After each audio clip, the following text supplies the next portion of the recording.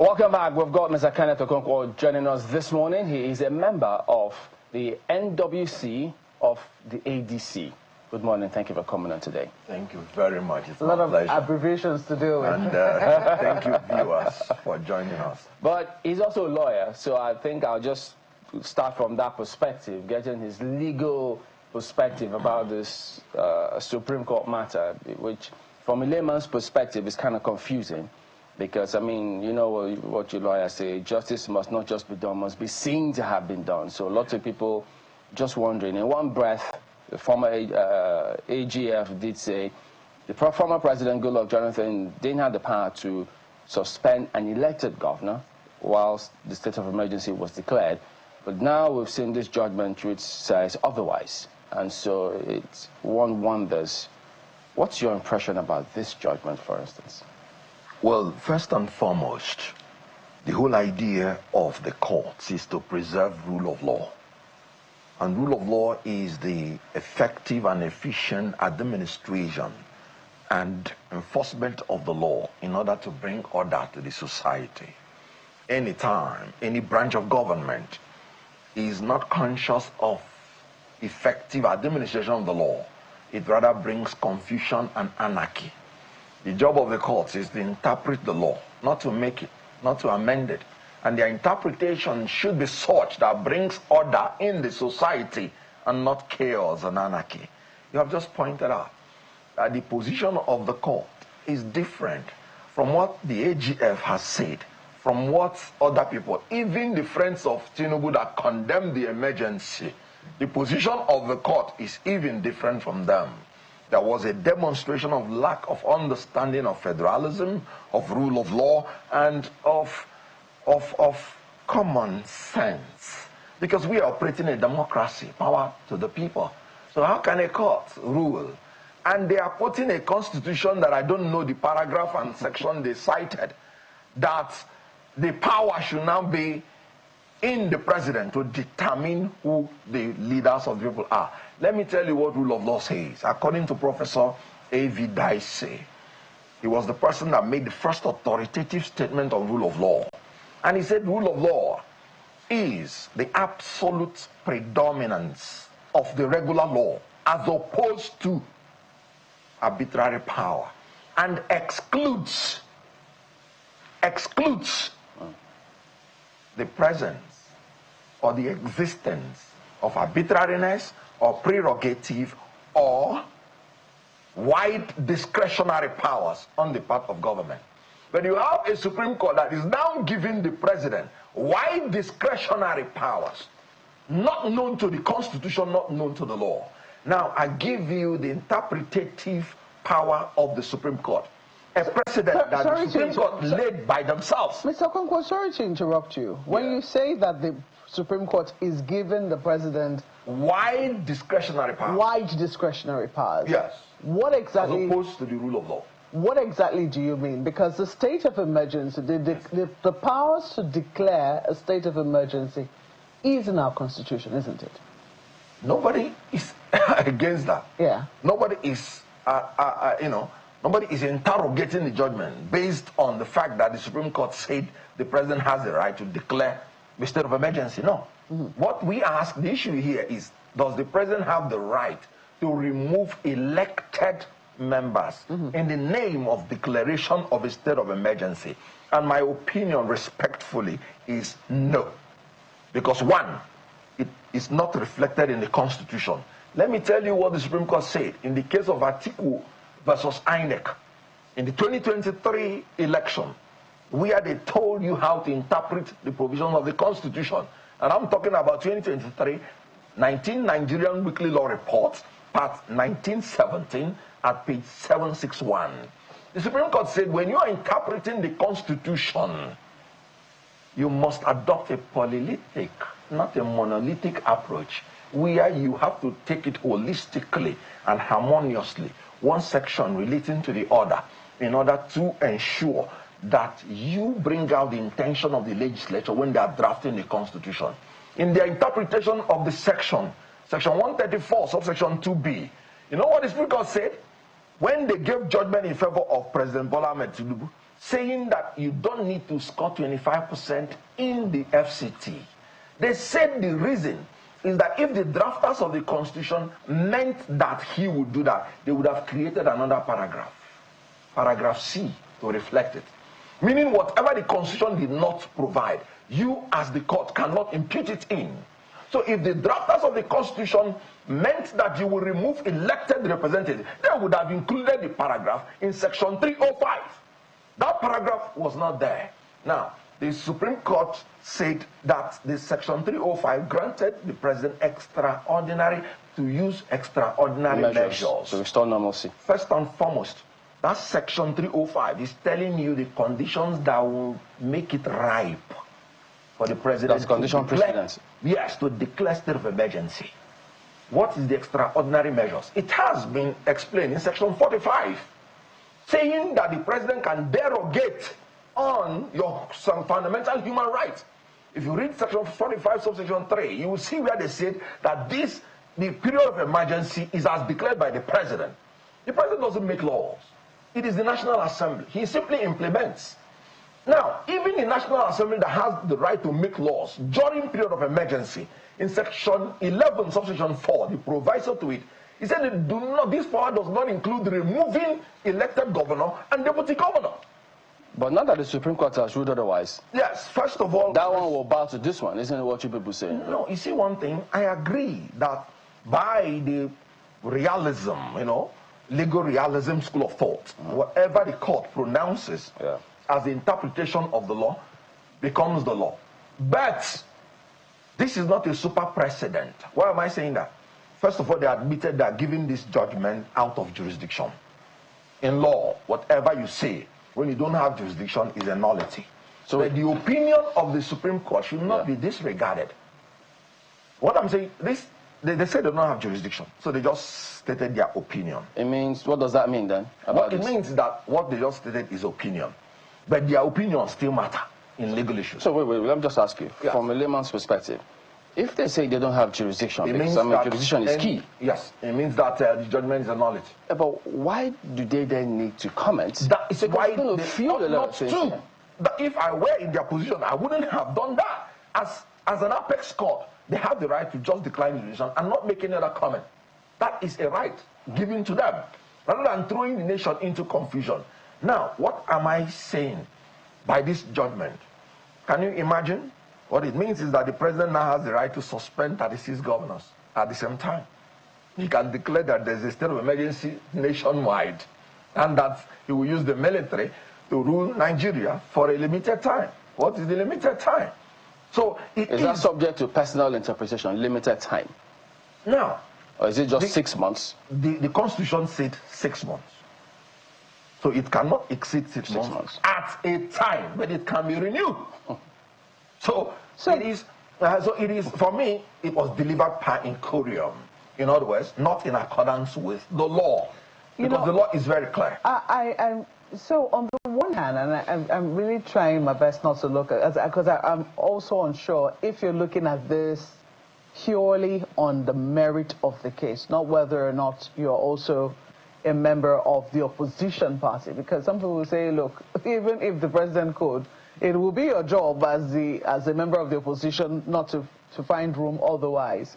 But taking a look at what a state of emergency, because there are those who actually say, what does it mean when a state of emergency has been declared in a state, or it is declared in a part of the country?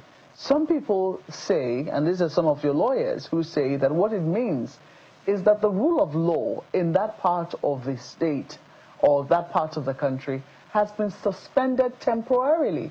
And so whichever elected official is operating within that sphere, at least at the state level or in the part that has been suspended, have lost their powers temporarily. They really do not have a role. That it would seem that the pronouncement of a suspension is more or less ceremonial. Well, first and foremost, rule of law is unsuspendable. Because it is from the law that you still get the power to pronounce the state of emergency. So rule of law is unsuspendable. So what does it mean then when a state of emergency is declared? Good. I just explained to you. It is stated right there in section 45. where they said, you know, the human rights are supposed to be sacrosanct. But they say the provisions of the human rights cannot invalidate any law made by the National Assembly in the interest of defense, public safety, public morality, public order, and public health, and to protect the rights of other people. Now I'm talking about Section 45. And they are trying to tell you that during the state of emergency, your fundamental human rights can be derogated on. You can be, for instance, told, don't step out of this place. That's your freedom of movement curtailed.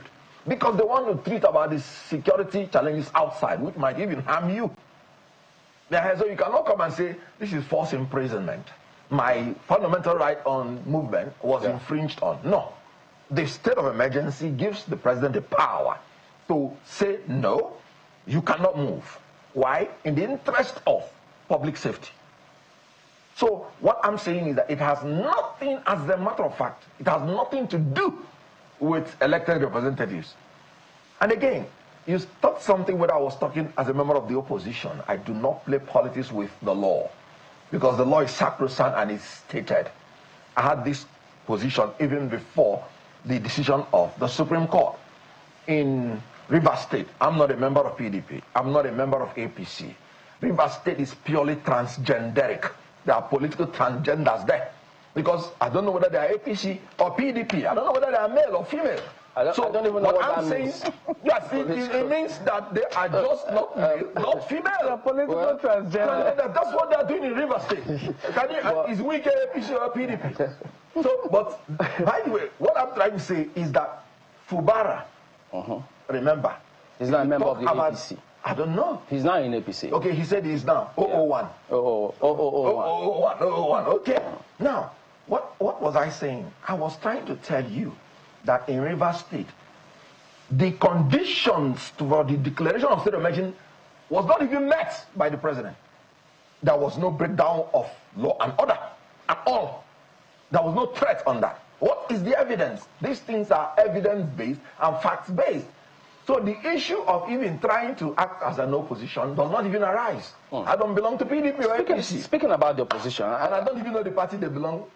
I saw an image of some members of the ADC, and they wrote "new generation." So I thought, wait a minute, is that a typo? Is it new old generation? Or because those people there you can't refer to them as new generation. These are persons who have been in politics for as long as this country is going. It could be like forever, from 1999.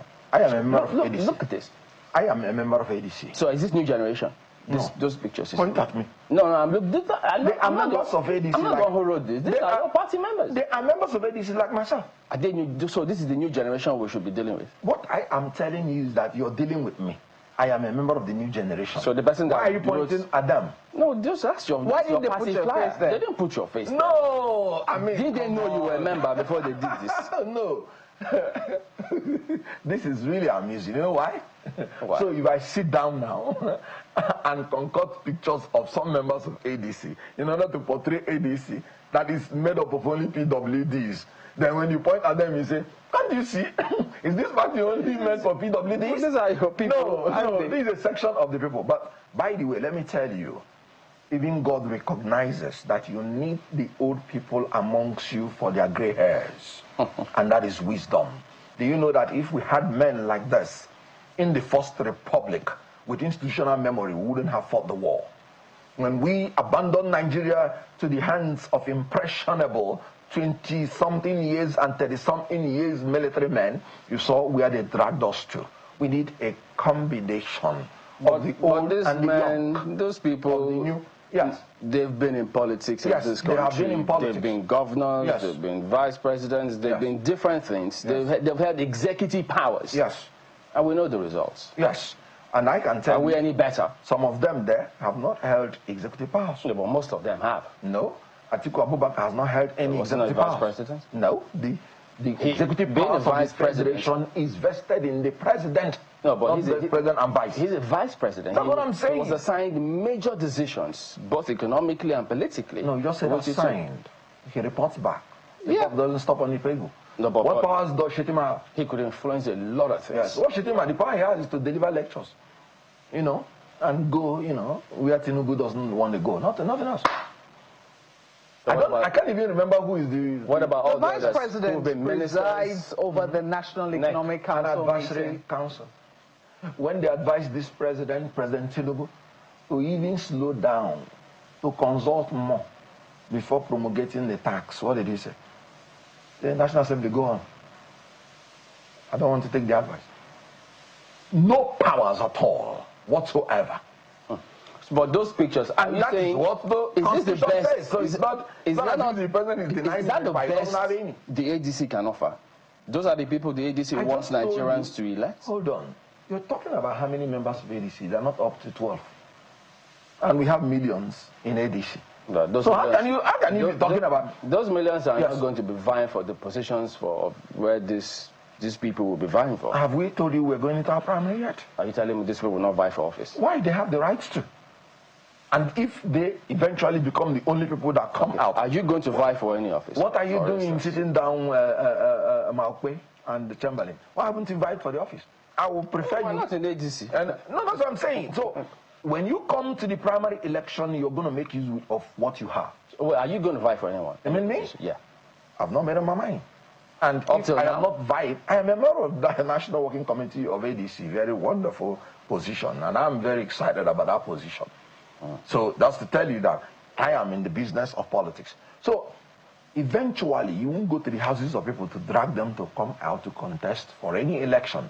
And you are dealing with an incumbent president who I don't know whether he's under a spell because he has gained the notoriety of doing the wrong things at all times. I don't know why, and I can explain it. And I'll go from legal aspect of it. Can you imagine a president that went to court by himself to tell the Supreme Court, give order that I should be transferring the money of local government directly to them? He went to the Supreme Court. The Supreme Court gave the order. 1 year after, it's not implemented. So two things. I'm just telling you. When you say by himself, he went to court by himself, anybody can approach the court. That's what I'm saying. So if I had done it, he would give the excuse that no, it's but there are two things. If I approach the court, yes, it doesn't mean the court has to give me what I want. No, the court can decide based on the law. What he wanted.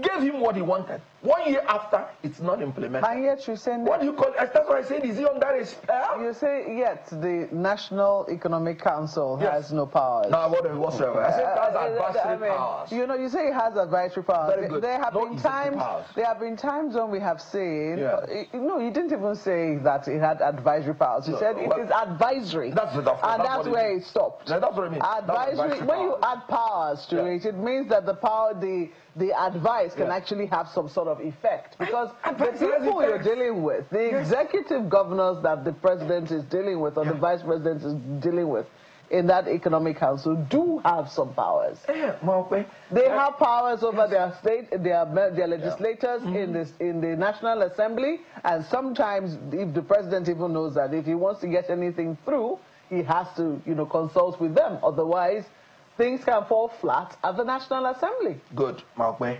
My wife's advice on me has tremendous powers. Because she knows the buttons. I'm glad you admit that in public. Oh, yes, she knows the buttons she can press. But the ultimate decision lies with me. And so you cannot attribute that power to her. So what I'm saying is advisory power is not executive power. Executive power is the power to make decision. So eventually you make decision based on the advice you get from people. And the Economic Council is just one of the group that advises.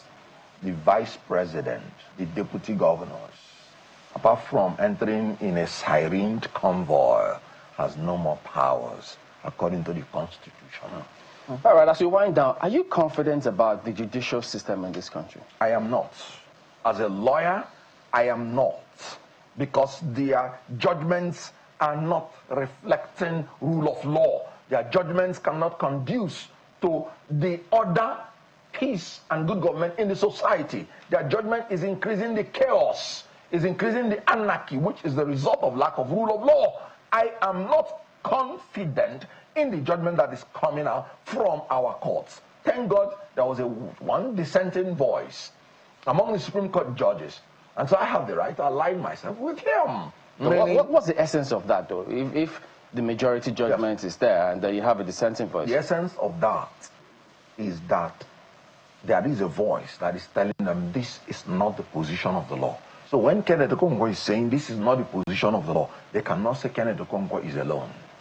Because one of them, who is a justice of the Supreme Court, God bless him, has also opined that it is the way. You know, these judges, they are delivering judgment as if they are standing on the mandate of the executive to deliver judgments. But we're not seeing lawyers, or do lawyers actually speak up against this as a group? Well, we have the power as lawyers because we are ministers in the temple of justice. As a matter of fact, the judges are not allowed to come publicly like myself to talk. So we talk for the bar, we talk for the bench. So we have the powers to analyze judgments and proffer our own opinion. That does not change what the law is. Which is naturally would just be an opinion. No? Sure, that does not change what the law is. But you know what? The judgment is not fatal. It is not conclusive. Why? In democracy, the legislature, if there is any, because I don't see any now, the legislature has the power to overrule the courts by amending the constitution, amending the laws, and specifying now in the laws. You don't have the power to remove elected Is that members. tantamount to overruling? Yes, that is the position of the law. That is why the legislature is the bastion, the foundation of democracy, not the courts. And in the checks and balances, you discover that making laws is the foundation. They don't make laws. They simply implement by the executive and interpret by the courts. So the legislature, in any case, no state of emergency is even allowed to take effect except it's approved by the legislature. It is just that we don't have the legislature now. I don't know what name we should give them, but in honesty, giving them legislature is not. We have given them rubber stamp. They have overwhelmed, they have crossed the rubber stamp, approach. I don't know, again, the name you give to these people. Do you know what they said? Akpabio said, the president told us that these ambassadors, it is just to approve or not approve, not to debate.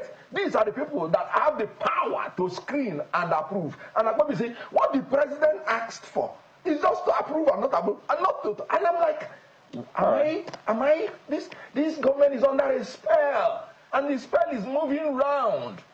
You know what? They came by the cover of darkness.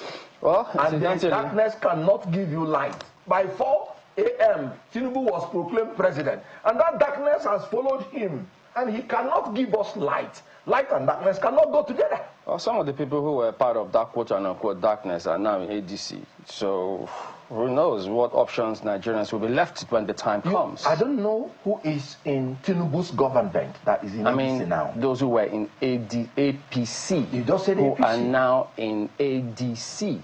That's what I'm saying. I thought President Buhari's government was going to be the worst in this country. Before 6 months, Tinubu surpassed it. In the area of economy, look at what he's doing.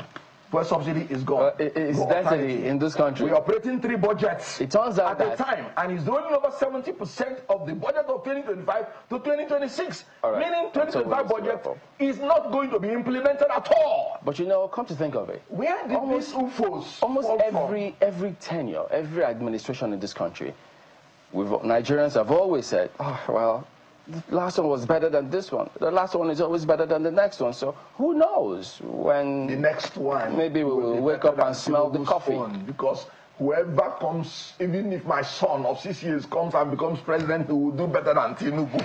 Because he would have empathy of the people. Thank you for coming on this morning. Zero empathy, zero economic sense. Is recovering from Nigeria. We're back in just a moment, everybody. Join us again.